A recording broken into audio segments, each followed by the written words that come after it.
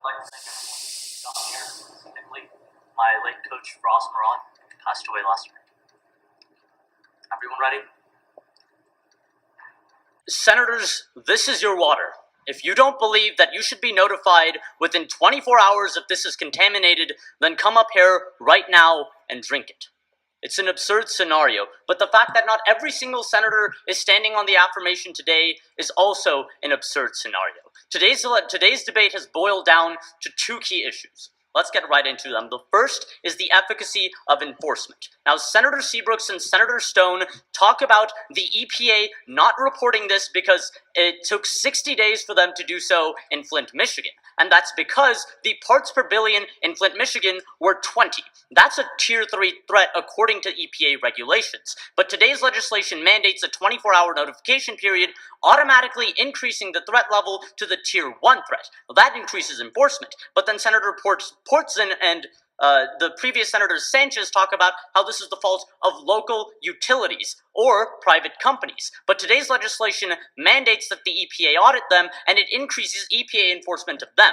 But finally, Senator Kim brings up the most impactful argument of the negation, that the EPA itself is unaccountable and won't report or can't report on this lead poisoning.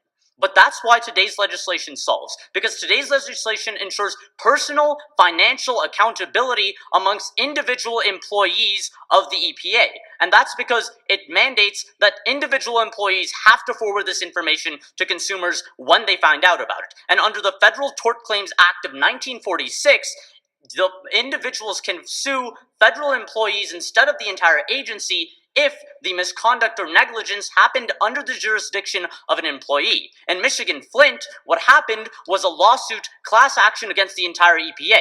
You're not going to win a lawsuit against a federal agency. You will against individuals, and that's going to ensure that every employee of the EPA does follow through with this and enforces it, meaning that we're going to report on these lead levels, take action. For too long, this Congress has taken reactionary action. Let's take preventionary action. Let's do our job. Let's affirm. But next, let's take a look at the impact. Now, we know that if we do this, we're going to have enforcement, and we're going to reduce lead levels through filtering it out and replacing the pipes. That's going to save the lives of thousands of children. That's going to reduce crime, as Senator Stewart talked about, because lead alters the neurotransmitters in your brain and promotes crime in these urban areas. But perhaps most importantly, we're also going to replace the infrastructure. Now, Mr. Swemenson mentioned a Washington Post article that explained that these pipes are extraordinarily old, and they have exorbitant amounts of water leakage. By replacing these pipes, we're going to stop that water leakage that's a few drops of water per minute, but ends up being millions of gallons a year.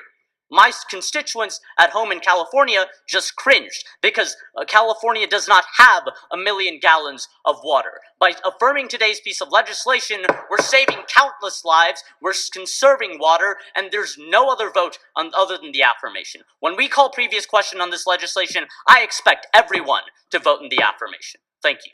Time's reached 3 minutes and 6 seconds. All questions, please rise. Mr. Fortson, Mr. Stone, Mr. Seabrooks.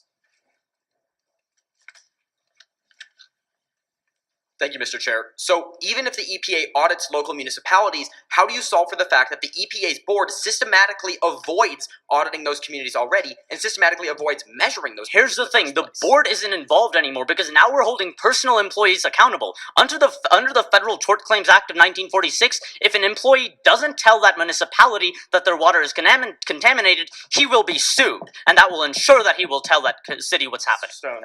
So an EPA employee should be sued if a water company lies to that employee? Absolutely not, because what's happening is the EPA is auditing those results of the contamination tests, and when he finds that it's contaminated, he has to tell the municipality, or else he will be rightly sued. Mr. Seabrooks.